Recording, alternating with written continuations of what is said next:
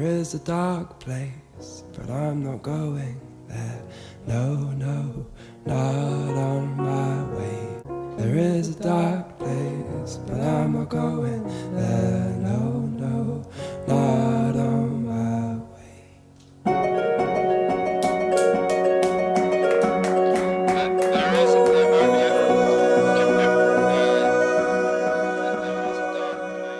Hi, I'm Jordan. I'm Lex. And I'm Keely. And this is Or Learn Parkour. It's a podcast about ADHD, usually done by just two people with ADHD, but not this week. Not today. Today, as you might have guessed, we have our wonderful friend Keely on the show. They are a friend of mine from Idaho and a very wonderful, delightful, talented human being, incredible sound designer, and all-around rad human being. So thanks for being on the show with us today, Keely. Well, thanks for having me. I'm really excited. I'm a long-time listener, so. That's always fun for us to hear. Yeah, welcome. We're excited to have you on the show. I always, sorry, it starts early and it will be like this for the rest of the episode, so buckle up. Do you like the show Parks and Recreation by chance? I do. I love it. Good start. This is good. You know the episode, I don't remember which episode specifically, but Ben says something about like starting to understand how April's mind works, and then she goes, "Oh, well then, welcome to the Terror Dome." And like that's what I feel like whenever I welcome people onto our podcast. I seriously thought you were going to say something like, and then she said, "Well, I better change so that you don't know how my mind works," because that seems like something she would do. Yeah, no. And I think something she did do. Yeah. A different time. Yes.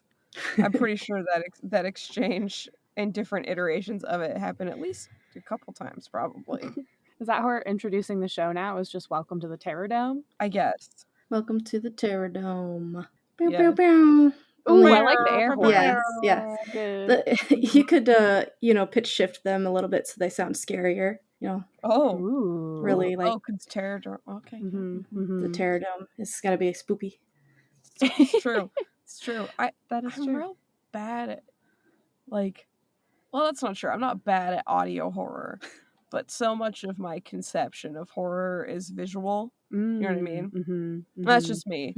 But like, my first instinct would be like, how do we get a light pole on the side of the road in a podcast? Because I was like, what's the most terrifying thing I've ever seen? Well, lucky for you, we do have probably the person who could answer that question best on the podcast. I don't know if I told you this, Lex, but Keely, you are the person who taught me how to use Audacity. True. Oh, nice. So you are really kind of the reason this podcast can exist. Yes. 10 out of 10. So beautiful. So big thanks for that to start off with. Do you remember that at all? Oh, I remember. Okay. I remember teaching everybody Audition, and Audacity is the free version, so to speak, and a lot of the skills really transfer right over. So, yeah, it's pretty nice. Yeah, I totally understandable that you don't remember because it was in the middle of the night on like the floor of our dorms in Russia. No, that tracks, yeah. And that tracks. Had come up with an overambitious etude to do, and I was like, I am panicking, and you just swooped in and saved the day, and we're like, you could probably do that in Audacity pretty easy. Here. And now I did. Now we're here. That's awesome, to be honest. I love that. I miss I don't do a lot of sound editing anymore and stuff like that, but I do miss it a lot because it's just fun. It's like a little mechanical toy. Like you can move bits and pieces around. It's very physical. Sound is very nerdy like that. I love it. Yeah. I am so sad that you didn't get to teach your sound design class more than once because all of the professors were sad that everyone liked your class more than theirs. They liked it too much. Too good. That's actually what happened, Lex. I cannot stress enough. I believe it. That's incredible. 10 out of 10. Get them. I had so many actors sign up for my course, and they were like, "Oh yeah, you can teach this your little design class." I was a grad student, so it's good practice. Mm-hmm. And they thought maybe I'd get 6 people to sign up. I had like 22 students. Yes. It was awesome. Everyone was It was so fun. excited about it too. No, they were. Yeah. So, what have you been up to lately? Fill us in. Give us the overview. Okay, yeah. So I finished school in Idaho. I got my design and technology degree in theater, and Hell yeah, congrats. Yeah, congratulations. I moved back to Iowa, which is where I'm originally from and where my family is. So my siblings were there, and I was like, I'm gonna move, be close to family for a bit, get my bearings, figure out what's next. Have a mental breakdown. I mean, the usual stuff that happens after you graduate. As you do, yeah. And now I live in Minnesota because I have slightly more rights. Amazing. Yeah, and I have a nice day job that's flexible, because I kind of make my own hours in a sense. Oh, nice. That's remote work from home and all that stuff. So that's kind of like my main thing that I do, but then I get to still freelance on the side every once in a while doing theater stuff. Mostly children's theater because it's a lot lower pressure. Sure, yeah. But it's also fun, so yeah. Yeah, kids are fun. Kids are fun. They don't really care about quality or budget. Yeah. They just want to get out there and do some weird stuff on the stage. The kids just want to And they're have happy. fun. I remember one time when I was doing children's theater, like, as a child, I got to wear, like, a long sequin dress and sing, Oh, wow. like, some Bible school iteration of a song by the Supremes or some shit. It was kind of problematic in hindsight, but as a child, I got to be in a cool sequin dress and sing with a microphone. With a microphone? Yes. And look at you now. So you really gave them the old razzle-dazzle. Really gave. Truly. Yeah. I've always been like this. I think it's the... Razzly and dazzly. I can't help it. Everything just has a little bit of seasoning. A little spice. Well, just a little bit of spice. But not sequins. Those are two separate things. I want to make that really clear for anybody listening to this right now. Do not eat sequins. Okay, do you know what's funny? Did you eat sequins, Lex? I did as a child Lex, once, yeah. why? no. Well, because... That can't be good. No, because... Is that why you're like this? No. So, if you'll recall, actually, when my mom just came to visit, she mentioned that I had a birthday party at, like, the pool at the local university, which, like, they would sometimes rent out, whatever, and it was, like, 1st, 2nd, 3rd grade, I don't know, somewhere around there. And not only was it on St. Patrick's Day, so I got pinched because my swimsuit didn't have any green in it. Ah, yes. So I got pinched by all of my classmates and friends at the time. If you're wondering, childhood was interesting for me, but it was at the, like, pool, and then afterwards the cake was, like, big and Scooby-Doo themed, if I recall. Good. And had lots of cool sprinkles on it, and then there was glitter and, like, glitter sequins on, like, the tables with, like, the tablecloths and everything, because, it's like a kid's birthday party. And some of the slightly older kids were putting sequins on parts of the cake. And I think I started eating them, and then, like, they told my mom, and it felt like they had, like, tattled on me. What? And then I was like, in my little brain, I was like, this is the worst day of my life, But they're not exactly, like, chewable. Yeah. How did that sort of go down? I'm assuming it was just coated in frosting and cake. I mean, you can ask Jordan. I eat pretty fast. This is true. Like a little raccoon. Just trying to get as much as I can before the... Yeah. Exactly. Thank you. Just killing it with the sound design already. Yes. Thank you for coming in. Great with that. Foley work. Yeah. I'm an excellent Foley artist, yeah. All the raccoon 10 noises. out of 10. But yeah, so I'm assuming childhood me was no different and just snorfed it all down. Didn't even notice. I'm sure they're not, like, growing more sequin dresses in your stomach or anything. I mean, that would That would be Explain a lot. impressive side hustle is what I was You know gonna how say. like they said that in Rugrats? I can shit dresses. Wait, what? Oh, yes. Yeah, if You know, like, in swallowed... Rugrats, if you swallowed a Mm. watermelon seed, that you'd grow a watermelon in your stomach? Yeah. That really fucked me up. Oh, I'm man. not gonna lie. Oh, no. Oh, jeez. I can't eat seeded watermelons Yeah, to this day. I'm real sorry that you said something really funny like that and I shouted over it, I'll just shit out some dresses. So, I'm real sorry. You know, it's valid, though. And then sell them on It's just eBay to buy some seedless watermelon? Is that the grift here? Sure. Okay. Well, I think you've got a seed sandwich going on then, at that point. Okay. Or a shit sandwich, one of the two. I think I'd prefer the first. So, The second one sounds more correct. yeah. Or watermelons in dresses. Well, okay. Which is probably like somebody's baby gender reveal party plan. So I... Oh, no! Wait, hold on. Why am I envisioning that you smash open the watermelon to see what color's inside? Is that the implication here? Well, it would be really fucked up if they did that when it was wearing a sequin dress, because that kind of implies that was the child. That's what just I'm asking. Is smashed that what open. Because that's wild. You know, I didn't get that far in my metaphor. The amount that I didn't think through this metaphor is pretty high. Oh my. We're in it now, though. Woo. Yeah. What other color are watermelon besides pink? I mean, I'd imagine you pale. like inject. Yes, your just signed gender at birth is pale. That was me. I was gonna say same. Oh, bummer. Yeah, fair enough. Yeah. No, I mean I'm imagining like an injection sort of situation. Like inject some like juice. Well, you know, like botanists or whoever that grow things that are smart. Yeah, they put like coloring in like the roots and the water that the plants drink sometimes, and makes the colors of the flowers that fruit Like produces carnations turn colors. in elementary school. So like maybe they could do something similar, and you could grow like a rainbow watermelon. Assigned gay at birth. Love. The best way to be assigned at birth. Mm-hmm. That's the gay agenda. rainbow watermelon in a sequin dress. Rainbow watermelon in a sequin dress. Oh. Why does that sound like a Harry Styles lyric? I can like see it. literally I was like, why does this feel like something that would be in like a 70s song? Mm-hmm. But you saying Harry Styles. Okay, quick. We gotta But copyright we it. said it out loud, Yeah.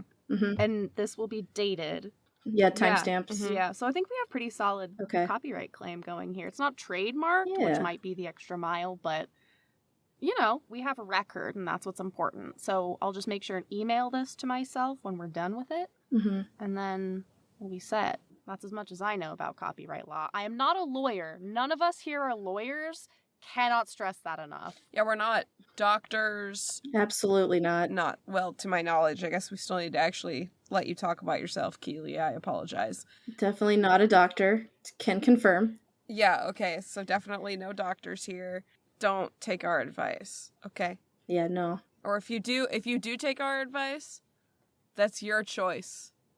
It's at your own risk. Yeah. I mean, just take some salt with it, you know. Mm-hmm. Just carry your salt shaker around while you listen to this episode. There, problem solved. I mean, a Yeah. little salt on watermelon is really good. Oh Ooh. my gosh. I have never tried that. I have been drinking this juice at work. It's watermelon and lemon juice, and that's literally Ooh. it.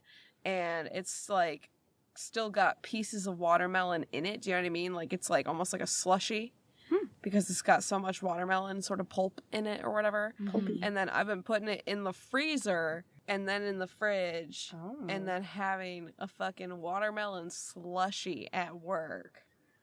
It has been Like a frozen smoothie from the gas it station. has been so good. Oh. But it's so cold outside. Well, It was like 50 here today. How is it there? Oh, it was like 40 today. Ooh. So I guess I did go outside without my coat like a true Midwesterner. yeah, I was going to say I was outside in my sweatshirt when I went to get said juice across the street at the grocery store. That's fair, but I feel like my hand would definitely get the shivers by the time I got back. Mm-hmm. Yeah, I guess that's fair. But I am a little weirdo in that I very rarely actually crave a hot bev. You're not a hot bev person. You're not a No. hot fruit person. You're a hot person. Thank you. Yeah, but That everyone is, has their own preferences there. Yeah, I've been debating getting my own ice tray for the office because no one else likes ice. And so it's just me who's like, anyone else just really want some ice? And everyone's just like, no, I like room temperature water. And I'm like, are you? You can write on it in Sharpie. Lex's ice. Yeah.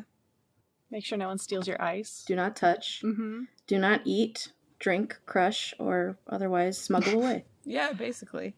I mean, good news is you can't really get far with it. Yeah, I mean, you have to walk past my desk. It also melts. True. Yeah. You can just follow the trail. Yeah, you're right. They set you up very well. Mm-hmm. They can't put it in their pocket. It would melt through their pocket. It would. Hmm. Oh, we've developed quite the caper here. Yeah, I know. This is the whodunit portion of the podcast, right? Yes, Okay. that we do every episode. Yes. Yeah, thank you so much for...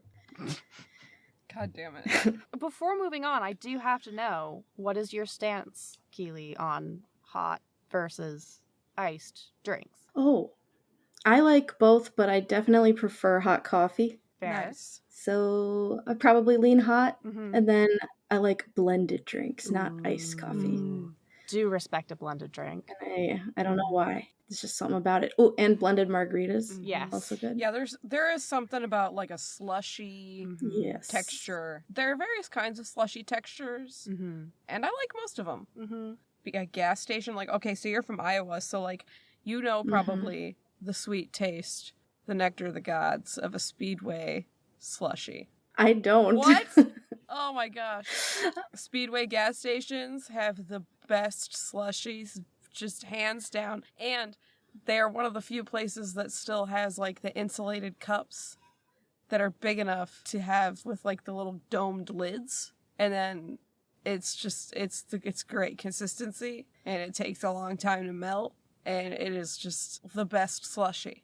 Yeah, no, so are these slushies the ones that are like made out of soda, or is these slushies the one that are like blue raspberry? There's both. Okay. My personal favorite is Coke. Mm-hmm. But they have blue raspberry, they have like a cherry, and then usually a Mountain Dew. And then some of them get like funky, and they have like fancy red Mountain Dew, or like it's like very icy, like ICEE. The polar bear. Mm-hmm. Yeah, like the polar bear. It's like Yes. very similar to Yes. that texture, I would say, but just a little bit heavier. Would it be in between like an icy and a Slurpee? Yeah, I think that would be fair to say. Well, I think, it's probable that that's where you get your ADHD from, is the highly dyed, the food dyed slushies. That was a joke Is Yeah, for I was legal gonna say, purposes. don't say that That too was a loud, joke. 'cause some people will believe that. I don't personally believe that. Is that Yeah. just like you have inattentive or hyperactive ADHD or blue raspberry ADHD? Yep. That's what that's I the thought, combination. I'm pretty sure. Combination Blue mode, raspberry. definitely. Blue raspberry. I've got Flavor. Coke ADHD, like just out here, like Actually, I've heard Coke calms you down if you have ADHD. I know that's 'cause what I'm it's a saying. Like stimulant. it's funny because of the fact that Coke, the cocaine, Uh-huh. The cocaine. Oh. the cocaine. Well, they're both stimulants, really, so. Yeah, True. exactly. No, Good like point. give me one of those fat lines and let me take a nap. No, I heard it in Washington State at 7-Eleven. They have Jones Soda Foo Berry flavored ADHD. Oh yeah, That one's my favorite. yeah. What is a foo-foo berry? Who's to say? Who's to say? Is it a real berry that I've never heard of, or is it just a goofy berry I think name? it's in like the same family as blue raspberries. I think it's just a goof. Also don't exist. Yeah, Okay. yeah. I knew that one. That's a soda. It's a soda flavor. They can put the food coloring in the water, make the raspberries turn blue. Oh my gosh. Oh. We've discussed this. We've gone over this. It all comes full circle. Oh Yeah. my gosh. Speaking of full circle, the reason that we brought you here today. Is a circle. Friends, audience, bringing it back to the start here. Oh yeah, the interview questions. Yes. What? Take it away, Lex. Okay. So, just looking at the questions that Jordan sent to us that I was CC'd on, because I am admittedly not the most motivated or achieving student, we'll say. You're an office manager in your like 9 to 5 life. You don't need to be an office manager after that. So there's like that. producer credits and there's like showrunner credits, and like they're just slightly different. You know? Yeah. Yeah, that's true. That's a great delineation. Thank you, Keely. So, let's just start right off the bat. Yeah. Just swing right in Whip there. it out. What has your journey with mental health and getting diagnosed with ADHD been like? Oh, that's actually, I feel like for me, it's actually a little bit funny because I am non-binary, but, I was assigned female at birth, and a lot of people who are AFAB tend to say, like, they were missed as children, diagnosis-wise. Oh, dear. Diagnosis-wise. And I nailed it.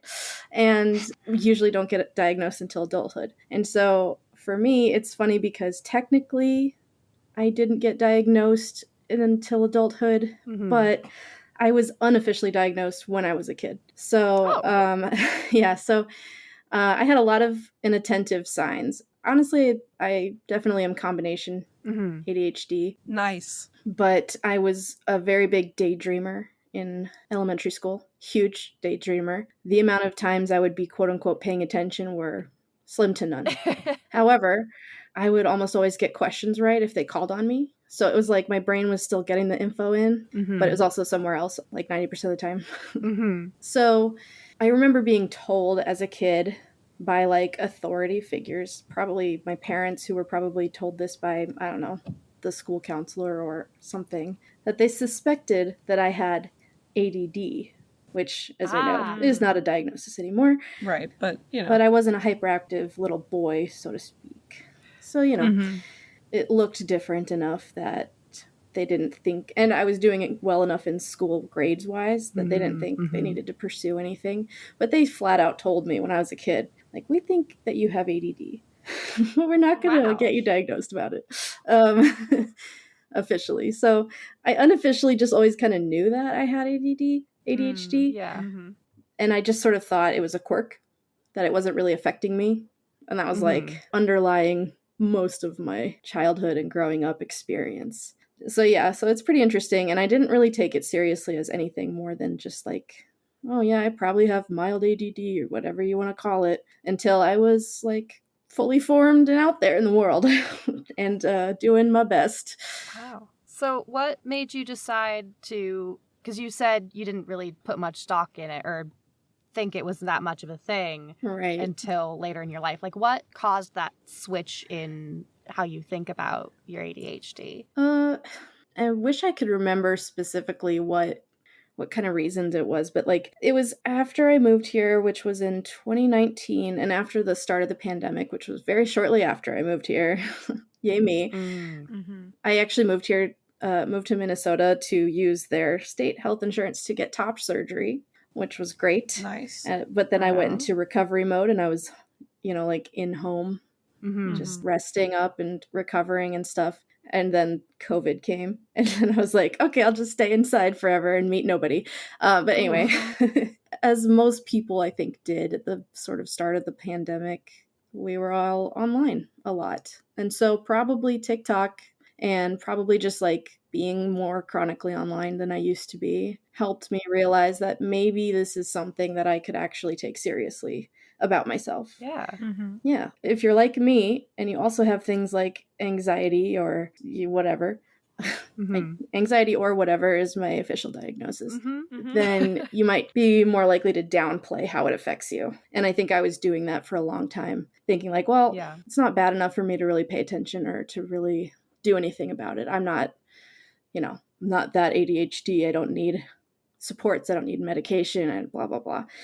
And it wasn't even like a bootstraps thing, because at that point I'd been going to therapy for all my other issues, and I'd been like trying to better, my overall health. It was just like me just gaslighting myself a little bit. Oh, jeez. But yeah, so basically I started listening to more and more things and going, oh yeah, that totally is me. That totally is me. Oh, ADHD can affect how tired you are during the day. It can make you more tired during the day. But that's like my biggest problem, is that I'm always tired during the day. And I had tried everything. I tried, like treating my depression. I had tried, mindfulness. Ugh. Anyway, it was so much, but it was like the last step of things for me to actually try to take seriously, to see if it helped my daily energy and fatigue and stuff, and realizing that maybe this is affecting my quality of life more than I had wanted to admit. So, plus my younger brother had an official diagnosis, and then people were all talking about how it's genetic, and then we started going, oh, okay, putting all the pieces together. So yeah, it's all coming together. It's all coming together. Yeah, it wasn't till 2 years into this podcast that I once was having a chat with my dad, like last year, and he was like, oh yeah, they diagnosed me with ADHD when I was a kid, but they just didn't do much about it because I had good grades. Yeah, that and sounds right. I was like, Bob, you've been holding out on me? You just didn't share this information at all? Oh, anyways. This is my medical history. It's important. I know. I'm literally like, okay, could have been useful. Could have been helpful, but okay, thanks. Yeah. It's fine. And, it's fine. And fast forward now to 2023, and I have 3 siblings, and all 4 of us have official diagnoses of ADHD. Wow.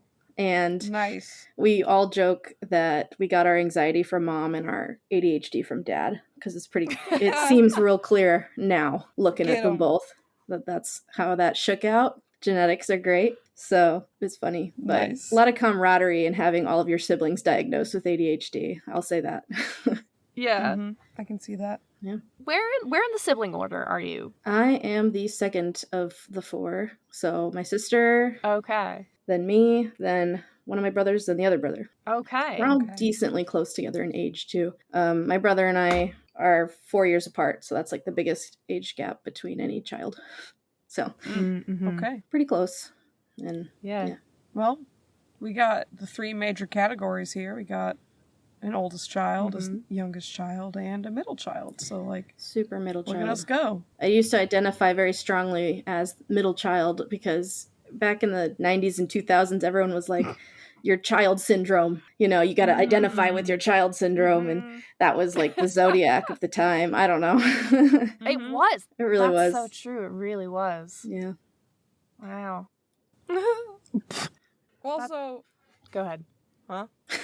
I was just going to segue into the next interview question, but if you had something. No, knock yourself out. Oh, okay. So, all that said, kind of along that line with what you've been saying, but maybe in a more direct question way, how do you think ADHD has impacted your life or work the most? I definitely see it the most. Like I've mentioned, the fatigue. I think my energy just gets so easily drained, whether it's through like overstimulation, taking in too much information that I just need a nap, or not sleeping at night because brain go burr, like that's the biggest one. I think is the sleep at night thing.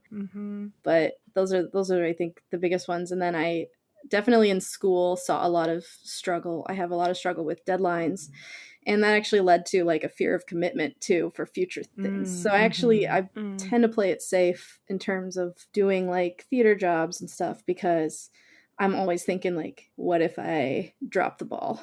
What if I can't hold it all together long enough? Or what if I procrastinate to the last minute, get so stressed that I want to, like, cry? It's great. So that's probably the biggest impact, is sort of the fears of the what ifs and then just being tired. Yeah, that's so fair. And I feel that 100% also doing theater stuff here, like, on top of the plenty of other things to be afraid of about, like, being artistically vulnerable and committing to that kind of stuff, the ADHD fear of, like, am I going to fuck this up for everybody is so real.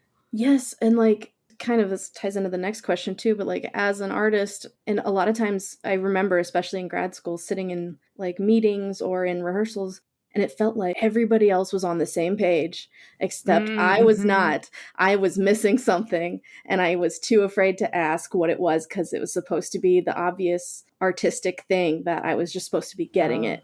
And that was real I don't know if that, I feel like that is connected to my ADHD, but I don't know if I can articulate how. So. That makes sense. That makes sense. I mean, I feel like that can be a blessing and a curse that ADHD brains kind of go different directions. Yeah. But I've experienced that too. Yeah. I think it's got, you know, we do like that maze thing sometimes when we think, where we go 1,000 different places, and then I used to do math wrong, quote unquote, that way. Like I would get, maybe sometimes I'd get the right answer, but I would show my work and they'd be like, what is this? This is not correct. Yes. And I'm like, how did I get the right answer but not correctly do the work? It's the same thing. That is peak ADHD, honestly. Yep. No, that's so real. Do you think, though, like, whether it's something that you bring to any room or like something you've experienced with working with like other neurodivergent people, do you ever find like upsides in having that kind of thinking? I think I'm a really good brainstormer because of that. Yeah. I think the popcorn thoughts, or whatever you want to call them, the sort of lightning bolt zigzaggies, I think it's really good when you're bouncing off someone and you're like in the zone with them and you're both like hyper fixated on this like exciting, but you're also dreaming. Like I have a lot of imagination. As a kid, I was told I had an overactive imagination because I was always daydreaming, blah, blah, blah. Yeah. Yeah. Okay. Growing up. Okay. School sucked for me, even though I did well. We'll say that. But the teachers just, you know, it's this the effect of being neurodivergent in a space that's not built to support you. Yeah. With people who don't have the resources and the knowledge. And yeah, I remember also being told, I'm sorry, this is totally off topic, kind of. On the ADHD podcast? Yeah, no, it is. God forbid. It's on topic and it's off topic at the same time. But I just remembered that people used to say that I would fall out of my seat a lot because I don't know, I was just like spacing out / not being careful with my body, and then I would just sort of like slide to the floor. Yeah. Slide to the floor, like who does that? I don't know. But, you know, I think that was just, I was a little bit fidgetier than they realized too. I think that's probably why. But anyway, all that. I feel that.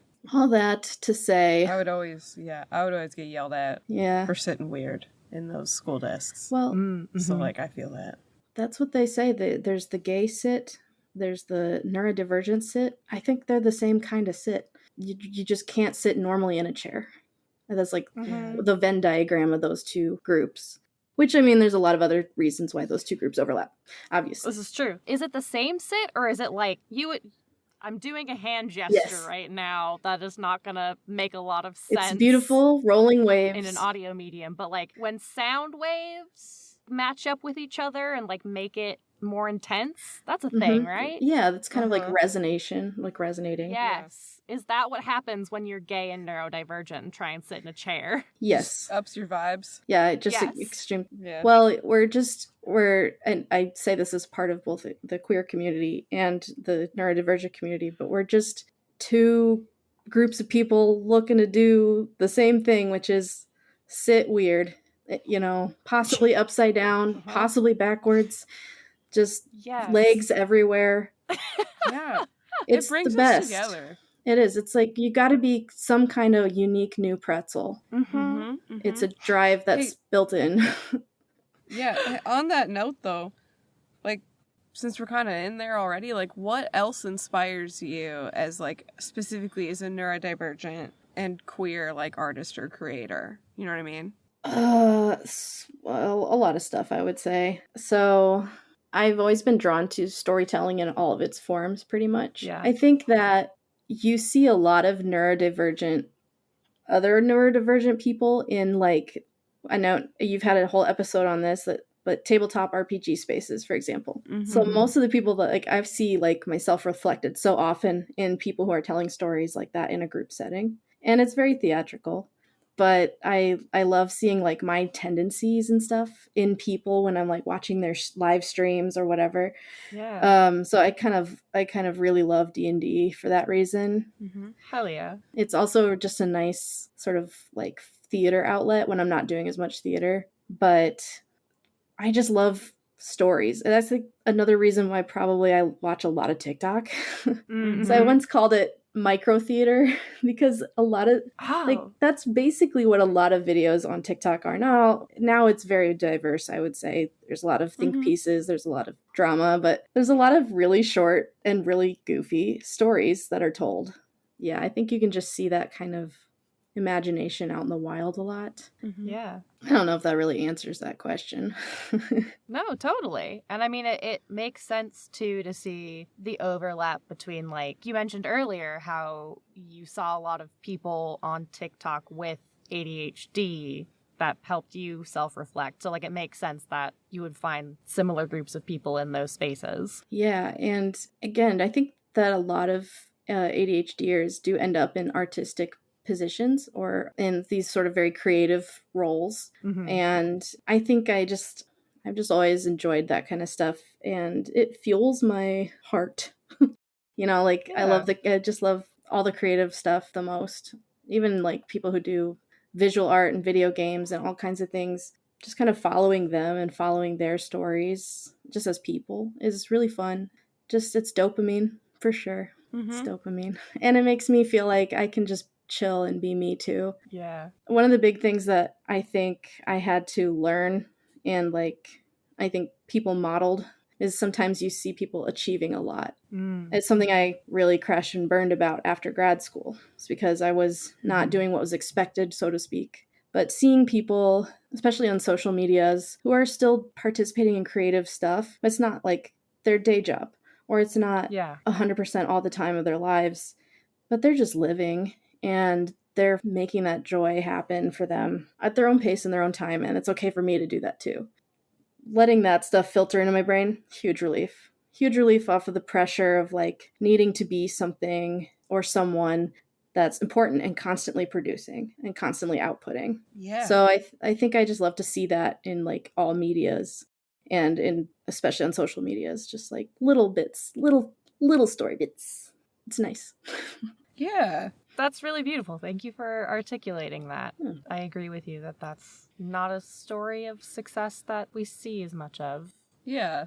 Well, it also just emphasis on the eloquence. Like, geez, really captured me there with your words, Keely. I was it's just almost swept like you're a away. storyteller or stories. something. Yeah. I do think that like I think there's something about like being a storyteller that sort of calls ADHDers into the fold, and I don't know. I'm not a scientist. I can't prove it, but I see so much of it. Maybe I just see it because I see it myself and I recognize that. Maybe I just see it more because I know it. But I do think that we tend to be really good at performance storytelling, which I would say is different from like day-to-day storytelling where you just like wander forever. That's like a whole different kind of storytelling, and trust me, we do that too. Whenever my family, my siblings and I are all together, and my parents, if someone tries to tell a story, they do that thing where they start at point A, and then they go to like point 3, and then they go to like point C minus X squared, and then they circle back around to A, and then we forget and we talk about something completely different, and then maybe we get to the end. Maybe. And it's great. We never do that. It's I great. don't know what you're talking about. It's actually endearing. I find it not annoying. It's very funny that we do that. Yeah. See, Yeah. neurotypical people, we can be funny and not annoying. We're just living our lives, wandering around. Neurotypical people, if you don't get it, that's kind of on you. That's so on you. Sorry. Listen, if you don't think it's funny that I can wander into the kitchen 3 times in a row trying to remember why, that's just funny. I mean, come on. That's just goofy. That's classic. That's like rule of 3. Exactly. Come on. Exactly. 3rd time sometimes isn't even in the charm. Maybe it's like the next day is the charm. You never know. Just pulling the expectations rug out from under him. Come on. Get him. Get him. That's like my phrase for the episode. Get him. Get him. Just get him. Get him. Sorry, it's almost 8 p.m. and it is close to our cat's dinner time. So, do we want to sort of wrap up the interview portion and move into the dopamine trampoline? We have one more very important question that we need to get to, which is, I will read it exactly as written in my notes document. Haunted jukebox? Question mark? Yes. Okay. Oh. So, imagine, if you will. Okay. You are lying in bed, attempting to fall into your blissful nightly slumber. The room is quiet. Mhm. Okay, it's almost too quiet. The distractions have all gone, and your mind is left to entertain itself. And then you hear it. The theme song to Thomas the Tank Engine. No, it's not coming out of a speaker. The call is coming from inside the house. You are the source of this train song. Yes, endlessly on loop. What? That is the haunted jukebox. Any hopes of this sweet, peaceful sleep have been dashed upon the tracks of Thomas the Tank Engine.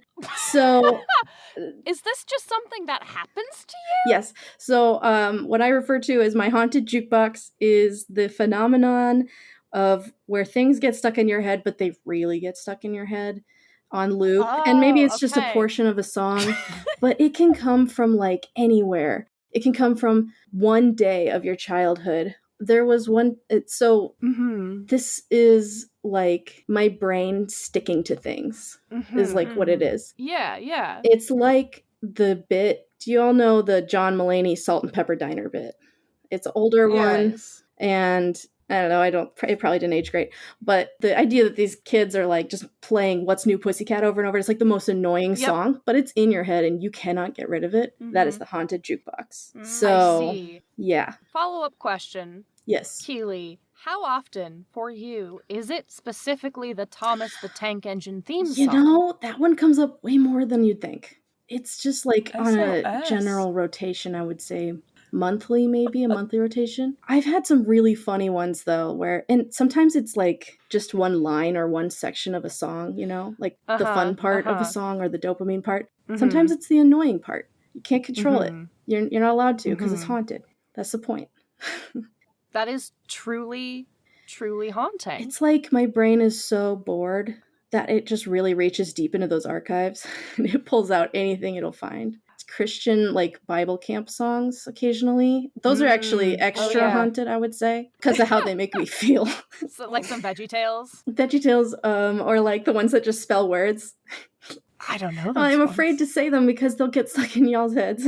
Yeah, no. Okay, I but, appreciate that. Super fair. Turkey in the Straw, I think one happened one time. Then there's things like Boombastic by Shaggy. This is a fun one.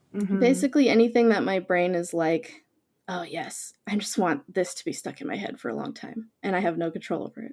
And it's kind of a nightmare, but you call it the haunted jukebox, and all of a sudden it feels less like a personal attack and more like something that's just kind of happening in the area, and you're just there. Yeah.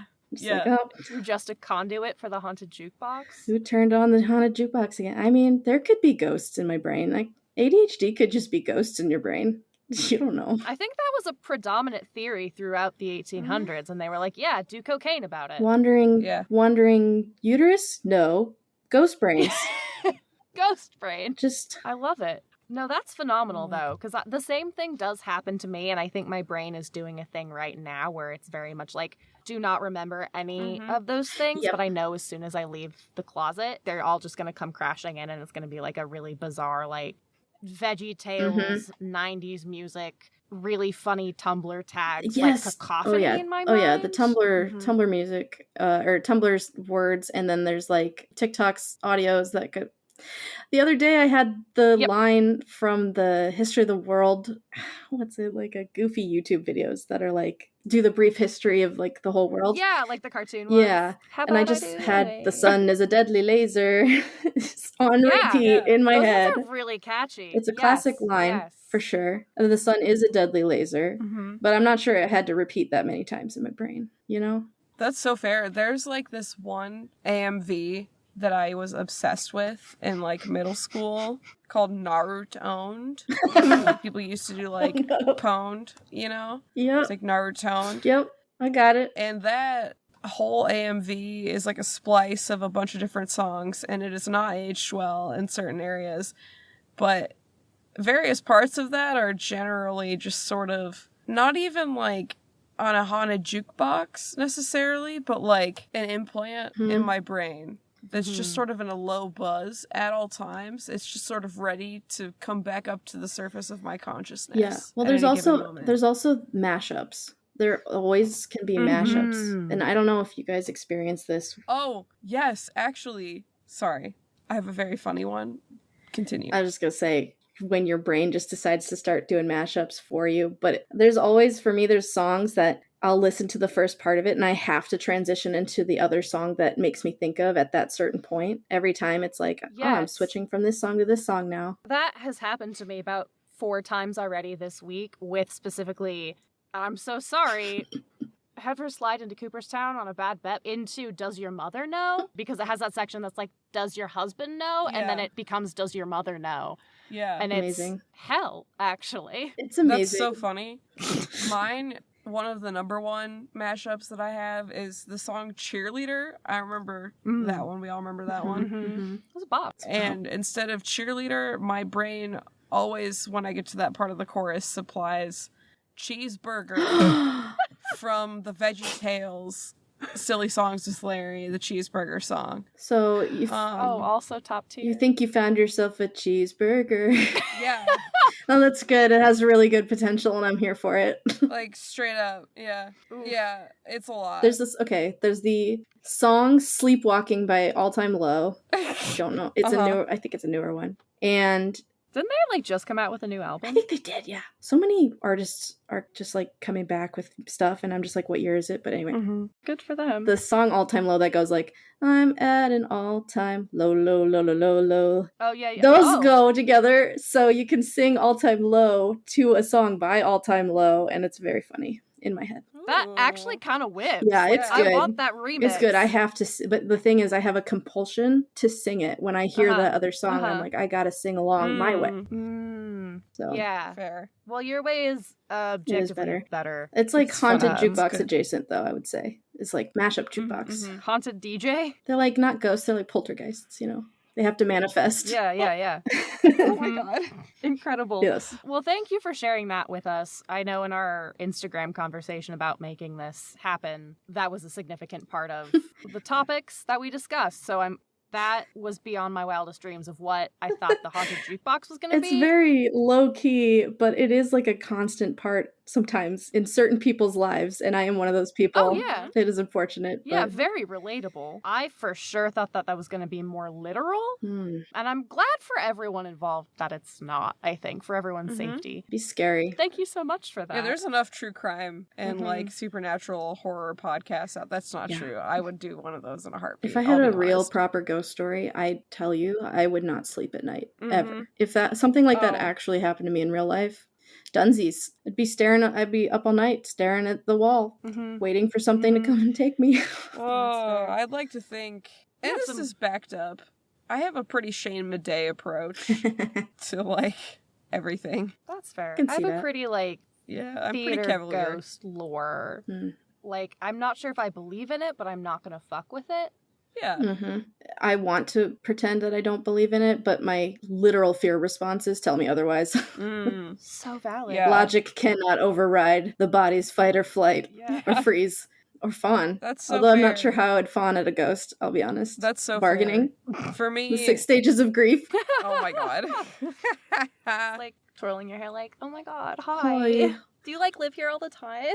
Oh my god. Oh, I'm sorry. Is this not the right bathroom? I'll just go. This is my house, but I'll just go. No. You can have it. Oh no. Oof. Well, I know it would be cheating to say that was my dopamine trampoline, but that was delightful. And I'm going to be calling that, when it happens to me very frequently, the haunted jukebox forever now. So Yes, take it and run. It's great. don't have to tell me twice. But speaking of, I think it's about time to hop on over to the dopamine trampoline. Ooh. Yes. Hoppity hop hop hop.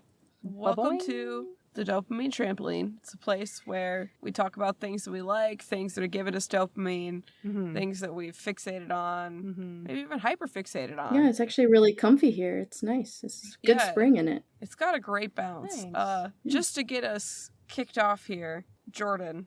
Yes. Sorry. As soon as I started setting it up, I was like, oh, this sounds like I'm about to just be like, I'll go first. But I was about to be first? Huh? Do you want to go first? Well, no, I was about to suggest that you go first because, as you said, even though that was, and I concur, that was delightful, Keely. Thank you. You said that wasn't your dopamine trampoline, so I was going to be like, so what is? Ooh. So, Jordan. Well, I was going to offer to let our guest go first, but we could do like a Keely sandwich situation if that would be. You want a Keely sandwich? Yeah, I'm a really good condiment, probably. Okay, I believe great. So, yeah, probably. I believe it.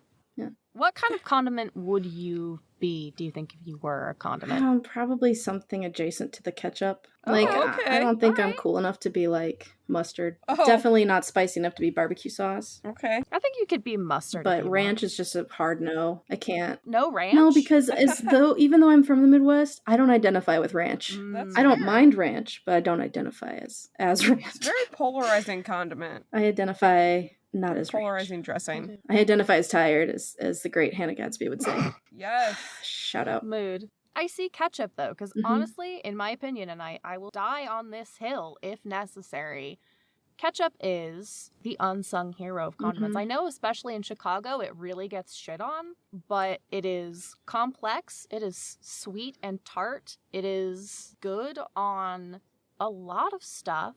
It is the backbone of my personal favorite condiment, fry sauce, and all around crucial. Mm-hmm. Yeah, and it's got a little splash of color, which is fun and different. Yes. Yes. Like mayo and ranch and all those are kind of one note, although mustard is very bright too. But anyway, Yeah. ketchup. Let's go. Hell yeah. Let's go. Me and a All right. nightshade and some sugar. Love it. What's yours? Me? Yeah. Oh, gosh. Well, now I feel like I have to say fry sauce. It's either fry sauce or balsamic vinegar. I think I'll have to say balsamic vinegar, because as much as I love fry sauce, I feel like balsamic vinegar is a little bit more, like, sweet. Yeah. But also, some people think it's too sweet, some people think it's too sour. But it goes really well with vanilla ice cream. What? Me and a bowl of vanilla ice cream are also a great pair. I'm sorry, you put balsamic vinegar on ice cream? Is that what I'm hearing? Yes. Is that Yes, I is that a do. common thing? Or is it like a Jordan thing? It's a Jordan thing. I'm just excited to know. I'm not judging. I don't know these tastes that Jordan is speaking of. It These like devilish witchcraft tastes. it like freezes a little bit, and so it adds just like a little tartness into like the creaminess. Okay. It was first recommended to me at an oil and vinegar store, and it was with a raspberry balsamic vinegar, so it was a little bit more traditionally sweet adjacent, but Okay, now the we're- Rawlings family's hardcore. We just went straight for Yeah. good old-fashioned balsamic. Balsamic ice cream. And now I'm a little intrigued. Fancy. I feel like this is a great segue, though, that we're talking about food, because my dopamine trampoline this week is the Maillard reaction. The what? A great question, Keely. I'm so glad you asked. We're going to throw it back to the Jordan is in 3rd grade and doesn't go outside enough because she's watching Good Eats days. And I'm going to give you all a quick overview of the Maillard reaction, which many of you may know as the process of browning when you cook things and they Yes. turn golden brown and delicious. Yes. Okay. The Maillard reaction is who we have to thank for that. Huh. It is, just to dispel any rumors right off the bat, just to beat the allegations, not the same thing as caramelization. Caramelization occurs when a sugar is cooked. It's called a non-enzymatic browning reaction because that does pretty much what it says on the tin. Apples turning brown is a classic, like, enzymatic browning situation. Caramelization is sugar and heat. Maillard reaction is different because it very crucially involves proteins, specifically amino acids. So that's why it's beyond caramelization. It's also like grill marks on meat. Maillard reaction. Nice. Toast? Yeah. Ugh, Toast. Maillard toast. reaction. Frying things? Maillard reaction. You know it. You love it. So she does the most for us. The Maillard reaction is named after the French chemist Louis Camille Maillard, who first described it in 1912 when he was just doing some browning for science reasons. Cooking for science. As you do. Yeah. Yeah. It's funny because I feel like there's a lot of instances where people accidentally cook for science and then they accidentally do science for cooking. And I'm sure that there are brilliant food scientists across the world who do cook on purpose for science, but it's amazing how often it's an accident. For example, microwaves. Did you know that we only discovered that microwaves could be used to cook food when a scientist who was working on them, whose name I'm blanking on at the moment, but he worked for the Raytheon Corporation and had as the kind of urban legend goes, a Mars bar in his pocket. He walked past a magnetron tube and it melted the chocolate bar in his pocket and probably also destroyed his body a little bit. Yeah. But that was how they found out that microwaves could be used to heat food. And that's why we have microwave ovens today. Honestly, that's wild, and I love it. Isn't that wild? I love that it was just like a food in your pocket just got nuked, and you're like, oh, I could capitalize on this. That's great. Innovation. Yeah. Innovation, truly. But back to our beloved Maillard. The Maillard reaction is responsible for, like I said, grilling meat, the browning and umami flavor in caramelized and fried onions. It's what makes coffee roasting possible. Condensed milk and dulce de leche, Maillard reaction, and also caramelization, I believe. They happen at different temperatures, if I remember correctly, but I can't remember caramelizations off the top of my head.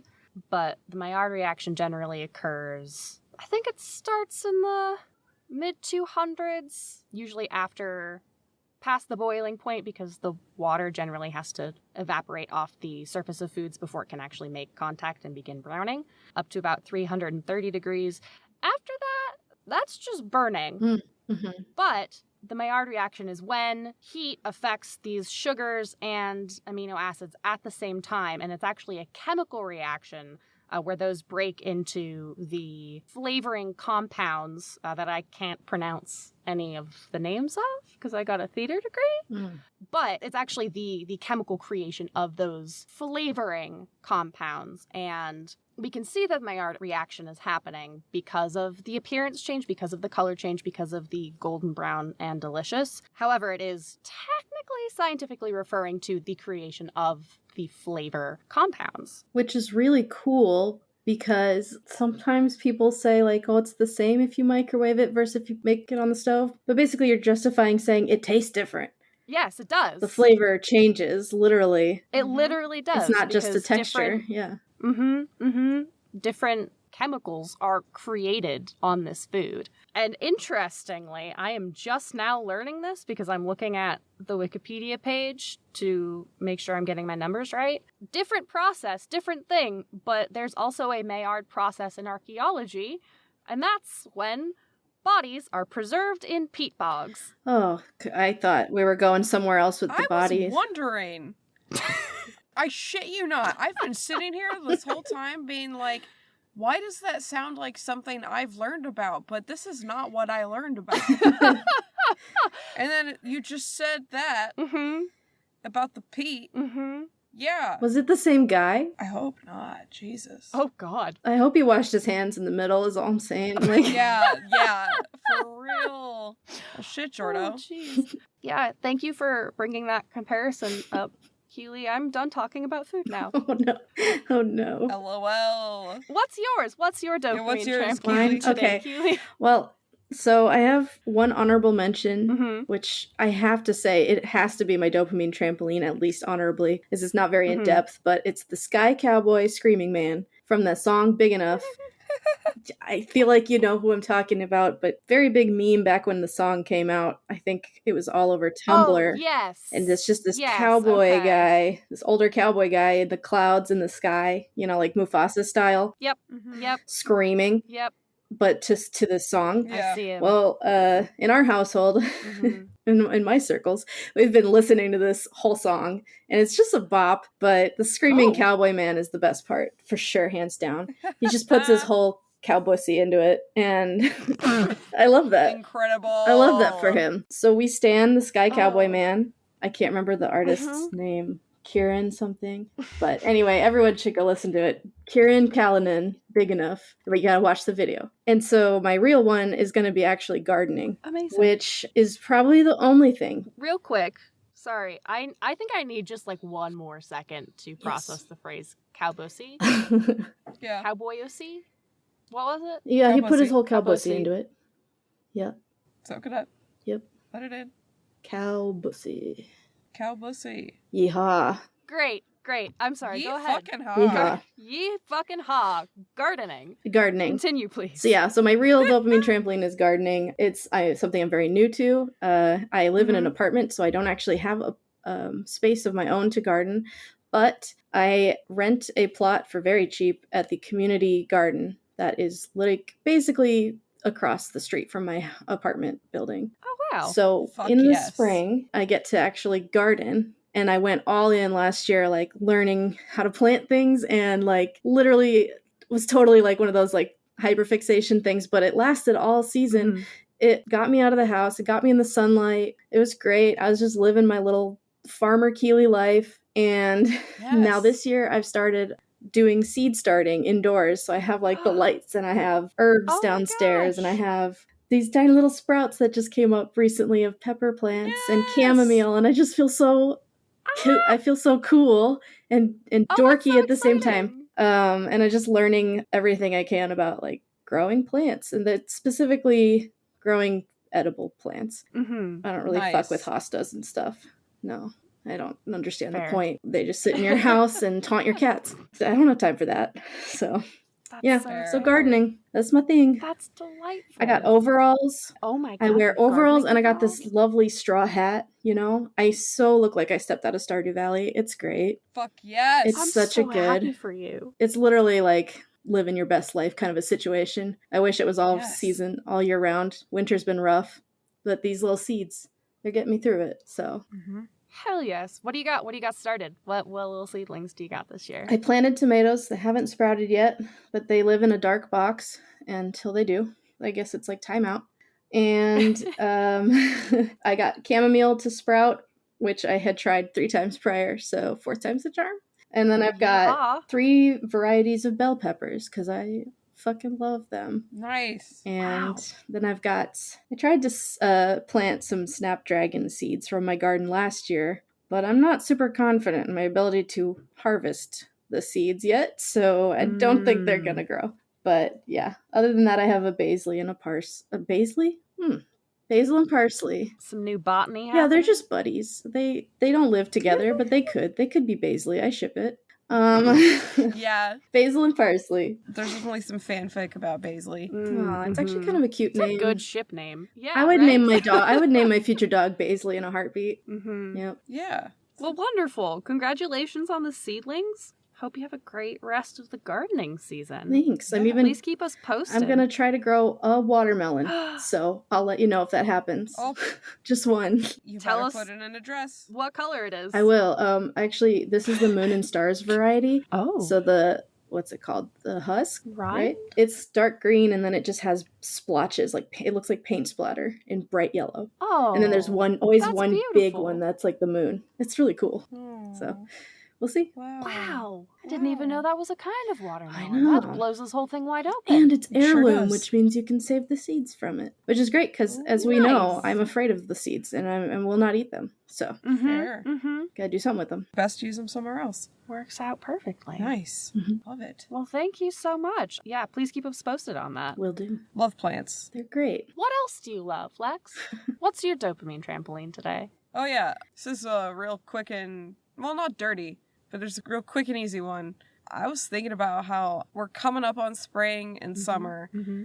and I was just thinking about how much I love to float in the water. And like when I say float on the water, like, yeah, I love getting a floaty with a little drink and hanging out in the pool, whatever. But I mean, like, taking the boat out to the middle of the lake, just jumping into the water, no life vests, no swimmies, nothing, and just laying back and floating. You and buoyancy. Yeah, and just like letting my ears go down so that I can only hear underwater. Mm-hmm. But then I can only see just like the sky above me. I was just thinking about how excited I am to do that. And even just the thought of the fact that it's warming up enough to do that has gotten me through the past couple of days. So that's mine. We gotta get you to the water ASAP. I know, right? For It's real. like we're right at the end of Pisces season. So Hey, Pisces. I'm drying up. Well, we'll make it through Aries season, and then hopefully it'll be No more winter, please. no more winter, and please. thanks. Yes. Fair. Sincerely, Keely. I signed it. Yeah. Signed, sealed, delivered. Seconded. Well, you know what else is signed, sealed, and delivered? What? This episode. It is. Thank you so very, very much for joining us today, Yay. Keely. It's been a goddamn delight. It was fun. Truly, thank you so much.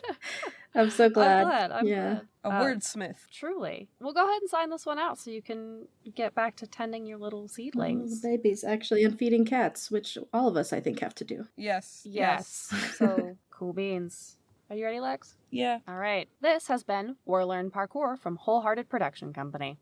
You can find us on Spotify, Apple Podcasts, Stitcher, and YouTube now. Mm-hmm. Like lots of different cool places. Pretty much anywhere that you could potentially find a podcast, you can find us. And then some. Special thanks to Krisha Perito for our cover art design. You can find her at Petalhop, that's Petalhop, on Instagram, Twitter, and Etsy. Thank you as well to Tom Rosenthal for our intro and outro song, There Is a Dark Place, off of the album Keep a Private Room Behind the Shop.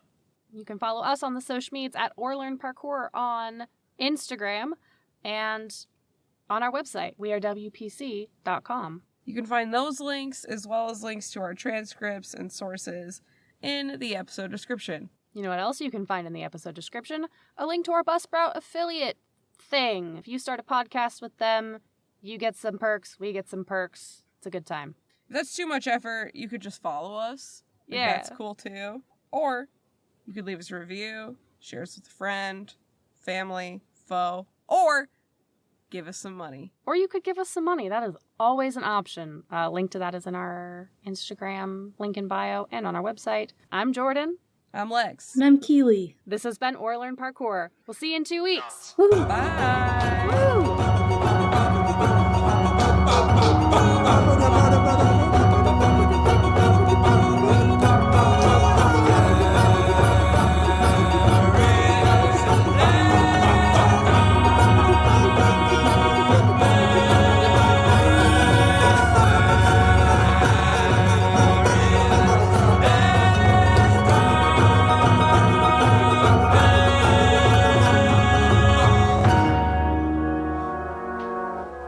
Da da da da da da da da da da.